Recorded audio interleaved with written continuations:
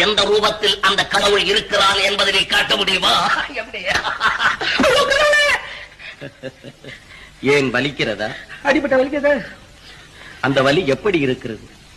அது எந்த ரூபத்தில் இருக்கிறது என்பதை காண்பிக்க முடியுமா? பைத்தியக்காரனா இருக்கிறான்.